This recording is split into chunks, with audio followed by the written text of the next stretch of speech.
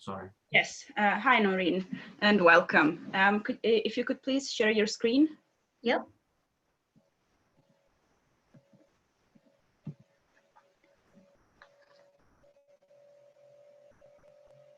Okay.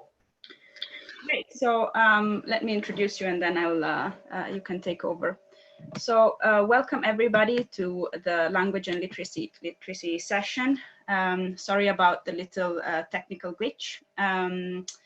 The next speaker is Noorin Rodenhurst, who's going to talk to us about socioeconomic and age differences in monolingual and bilingual children's sentence interpretation. Noorin, over to you. Thank you, Anna. Okay. So like Anna said, my name is Noorin. I'm a third year PhD student at Warwick University, and I will just be going through a study that I've been doing on my PhD. So I'll start with some background information. The bilingual population that I've been studying are Gujarati speakers, and when I explain my research to some people, they've never heard of Gujarati. So I thought I'd just give some background into this language in case there are some people who have never heard of this. So Gujarati is an Indo-Aryan language, so spoken throughout northern India, from the state of Gujarat, which you can see it's highlighted in yellow on the map. It's about the same size as the UK. And in keeping with tradition of all the Gujarati texts that I've read, they all mention that Gandhi spoke Gujarati. So I'm just keeping with that tradition and also mentioning it as well. So the people that I tested, the children that I tested, they were in the UK. So it's the fifth most spoken non-British language in the UK. The Gujarati speaking population in the UK tend to come from a low socioeconomic background, so they tend to live in inner city areas. So I've compared with monolingual English speaking children from similar backgrounds, but also high socioeconomic participants as well. So what exactly am I looking at here in my study? So I'm looking at the grammatical development through sentence comprehension in this quite specific population, bilingual English Gujarati speaking population. So in English, we use the subject, verb, object word order for sentences, which you can clearly see in the example. Whereas in Gujarati, they have a different structure to their sentences. They follow the subject, object, verb order. So you can see that same sentence translated into Gujarati. Subject is followed by the object, and then the verb comes later. So the bilingual participants in my study, they are acquiring two different languages with two different word orders. So they can face particular challenges with this, having to learn basically two different sets of rules. Now, these examples are of a transitive structure, and I use transitive structures in my study. I also look at some intransitive sentence structures as well. So we can see here, we have subject, subject, verb in both English and Gujarati for intransitive structures. So you might think it's perhaps easier for young children at least to understand intransitive structures, but that's not the case. All the research tends to show that transitive structures are easier to understand because they demonstrate a causal relationship, whereas this conjoined agent intransitive sentence structure is harder because it shows a non-causal event. So basically, I'm looking at both transitive and intransitive sentences in my study to see if children have an understanding of causal meaning, if they have made the link between semantics and syntax, and if they have learned syntactic cues. So for English and Gujarati, the syntactic cue is the word order, specifically for transitive sentence structures. My study also uses novel verbs, so this is to prevent any effect of verb familiarity. And the idea is if young children have this verb general knowledge, they can map the meaning onto novel verbs as well. So what is the point of looking at this? There is very little bilingual research done on sentence comprehension, and I'm finding that is complicated, so maybe that's a reason why. But one study done on monolingual English speakers was done by Noble, Rowland and Pine. And Claire Noble kindly gave me the materials that they used in this study. So I have used those same materials for my study as well. They found that at age 2, children could understand transitive structure as well as assign agent and patient roles within a transitive structure, whereas it was not until age 3 that children were able to associate intransitive structures with non-causal events. And bilinguals might take longer than monolinguals to understand word orders, specifically with the population that I'm looking at, because there are 2 different sets of rules that they need to understand around word order.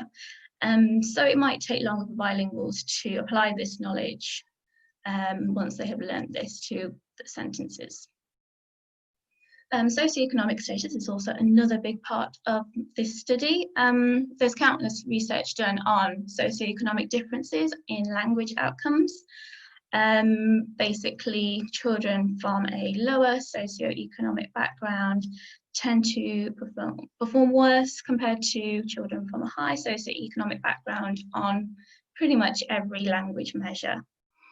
In the UK, particularly, bilingual homes can also be low socioeconomic homes. So it's not clear if it's the fact that a child is bilingual or they are from a low socioeconomic household, or perhaps both, that can lead to poorer language comprehension. So moving on to what I actually did in my study. I tested 2 different age groups and 2 different socioeconomic backgrounds. So these are the 3-year-olds. You can see for the bilingual children, I had a mix between those who spoke Gujarati as their first language or English, and also I had low and high SES participants.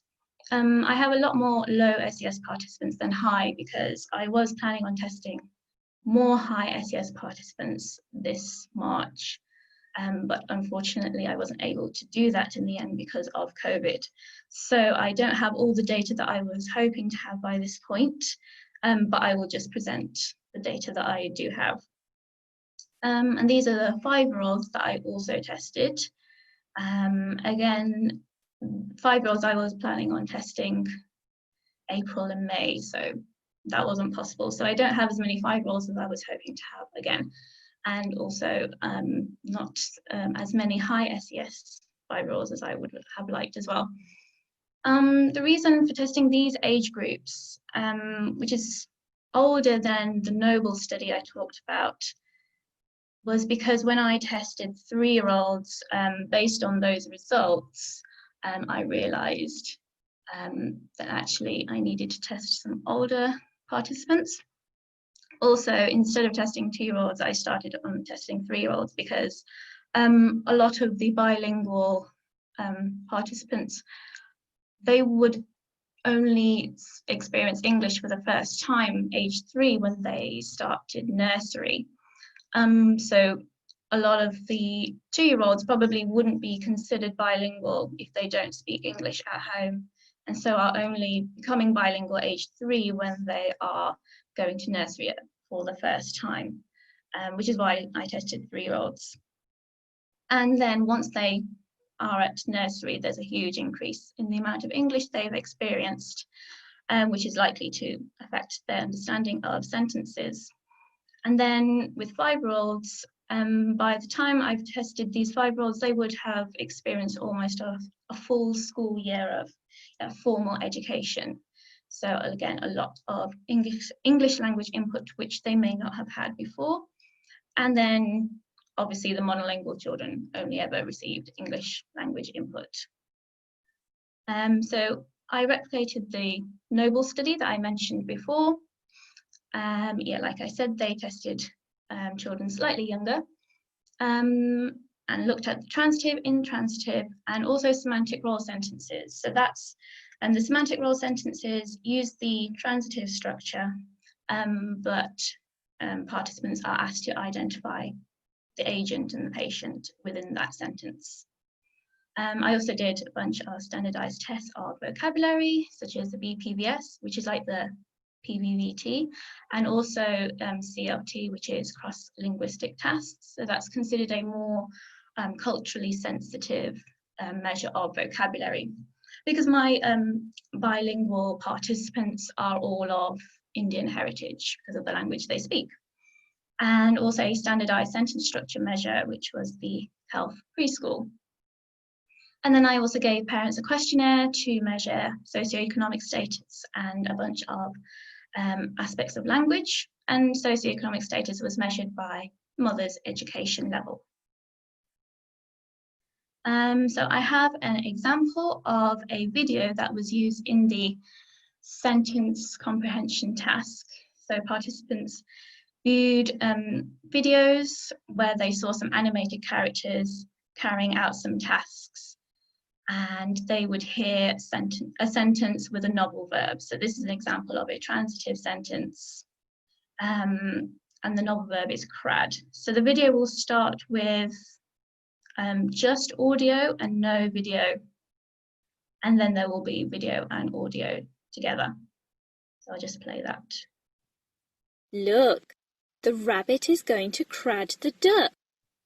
The rabbit is cradding the duck. Point to where the rabbit is cradding the duck. So hopefully it was obvious that the correct response would be to point to the right hand, the animation on the right hand side, because that's showing a causal event, which is what the transitive structure shows. And the child would be asked to point to either the left or the right animation. So the questions that I wanted to answer were if bilingual children have general knowledge of the transitive and the conjoined agent intransitive structure, and if can bilingual children also use the transitive structure to identify agent and patient roles.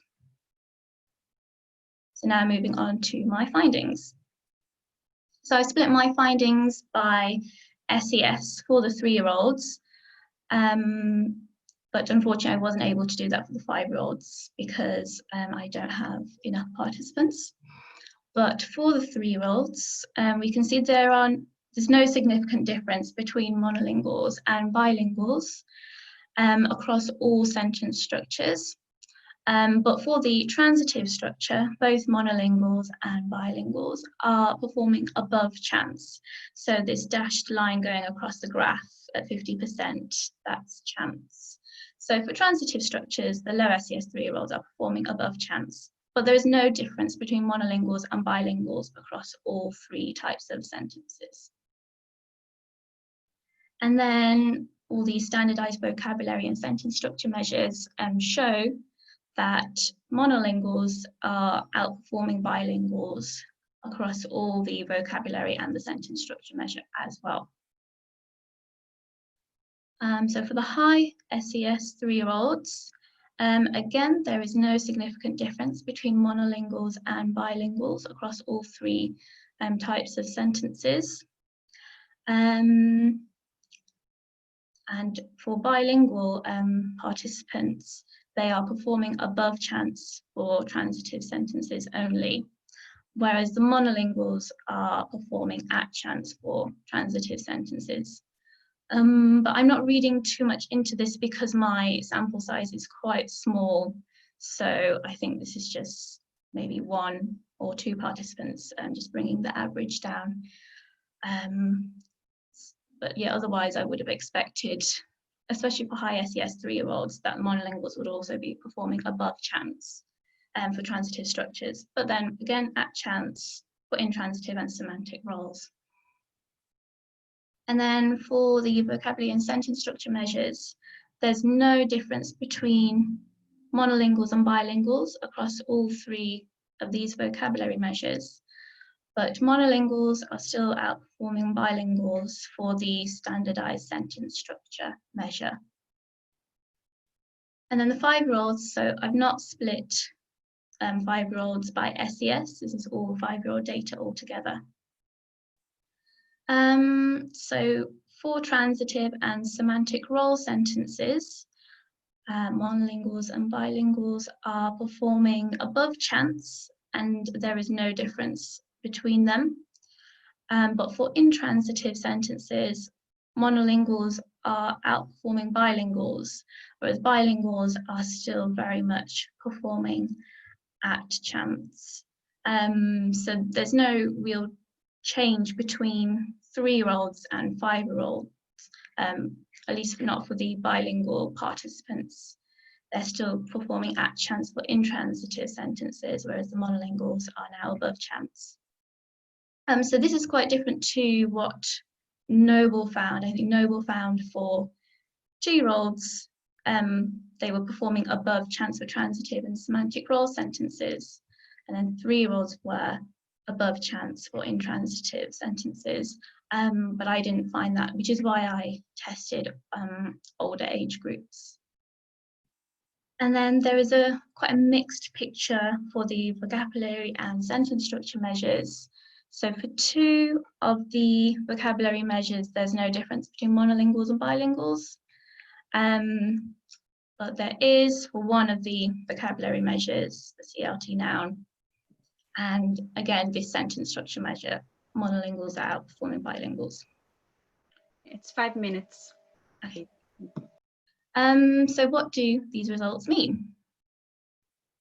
Basically, monolinguals and bilingual 3-year-olds don't differ in their comprehension of transitive and intransitive structures. 3-year-olds do have verb knowledge of transitive structures, but perform at chance for others. Whereas 5-year-olds, monolinguals and bilinguals do have verb general knowledge of transitive and semantic role structures, but only monolinguals have verb knowledge of intransitive structures. And these results are regardless of socioeconomic status. So for these, this sentence comprehension task, at least, socioeconomic status doesn't seem to have an effect, which I think is good news. Age definitely seems to be a bigger predictor. And then only how many languages you speak seems to have an effect on intransitive structures at age 5. So these are, the vocabulary and sentence structure sort of results. Age 3 low SES monolingual children are always outperforming bilingual children in all those standardized tests, but these differences partially disappear by age 5. Whereas with the high SES 3-year-olds, there's no difference between monolinguals and bilinguals in vocabulary. Only with the sentence structure measure, monolinguals are outperforming bilinguals. So you could argue that the low SES bilinguals seem to be doing more with less. So for the low SES children, their vocabulary is quite poor compared to their monolingual peers, but this doesn't have any effect on their ability to comprehend sentences in the sentence task.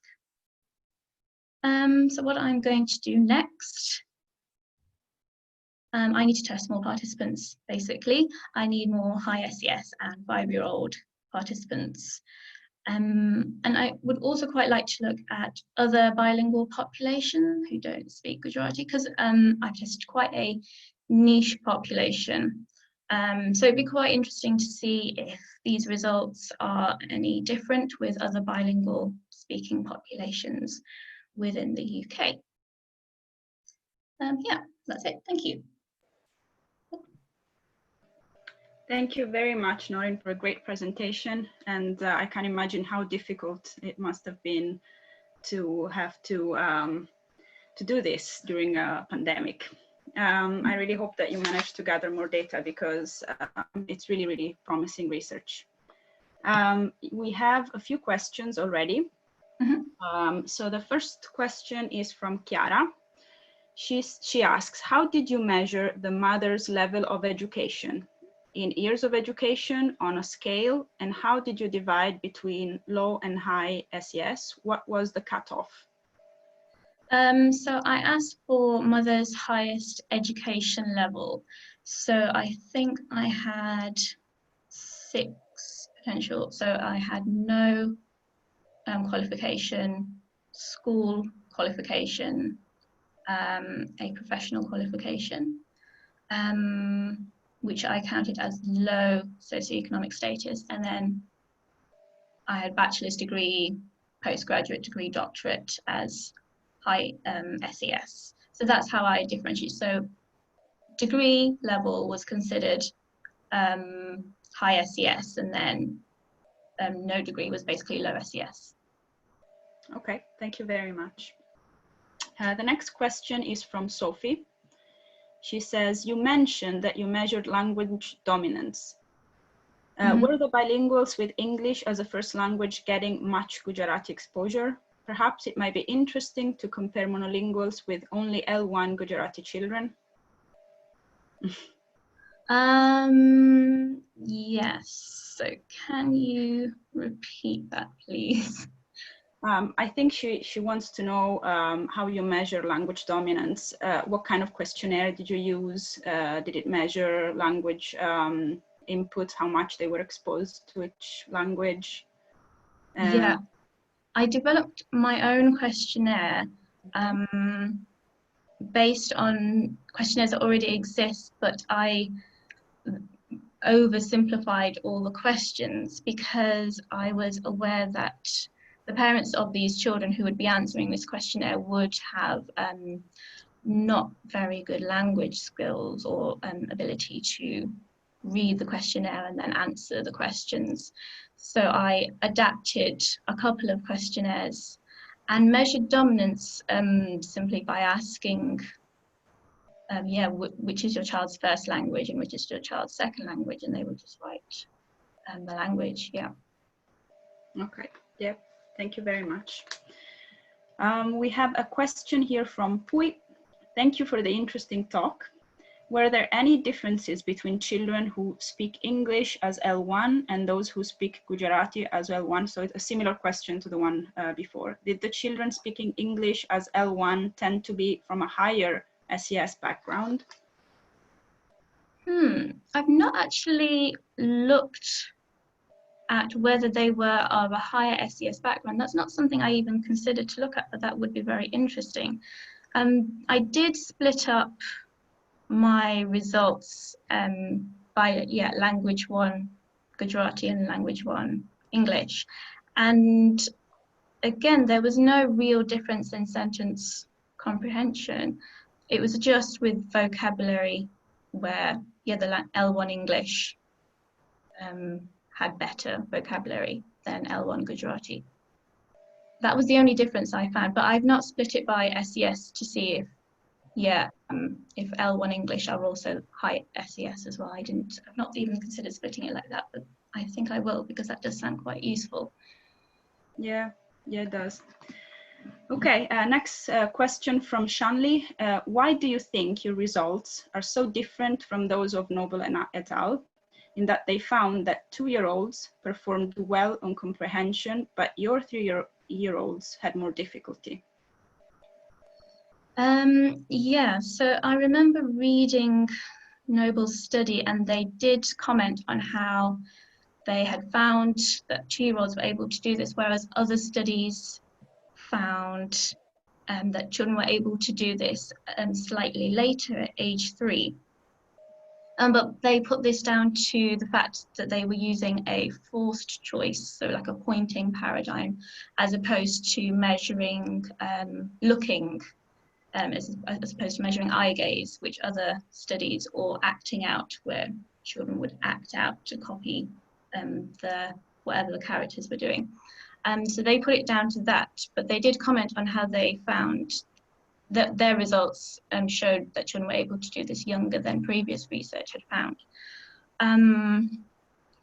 It could also be to do with perhaps SES. Most of my data is lower SES.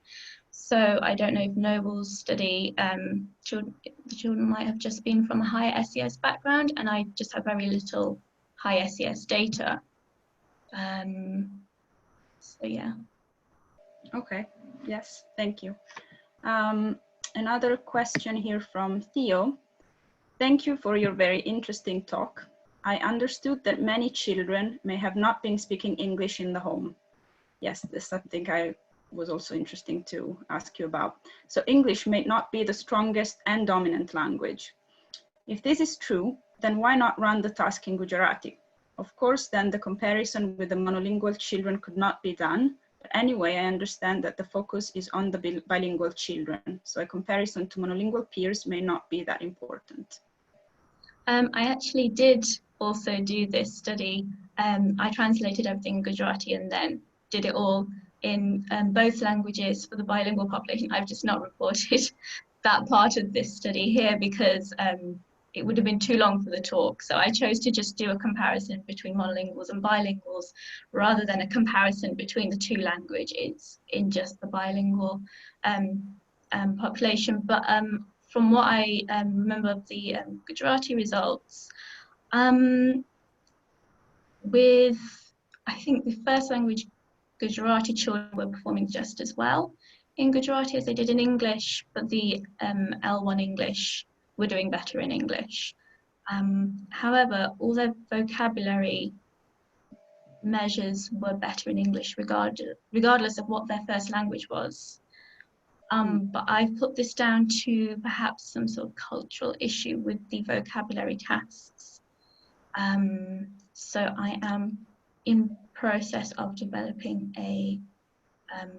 so one of the vocabulary measures I used was CLT, which is standardized to be a bit more culturally sensitive, but trying to develop one in Gujarati, which hopefully will be better. Because translating all these vocabulary measures into Gujarati has been quite difficult because they don't translate very well, which I think is a cultural issue. So yeah, all their vocabulary outcomes were quite poor, even if their first language was Gujarati. Yeah, I did do this, but I just didn't report the results here.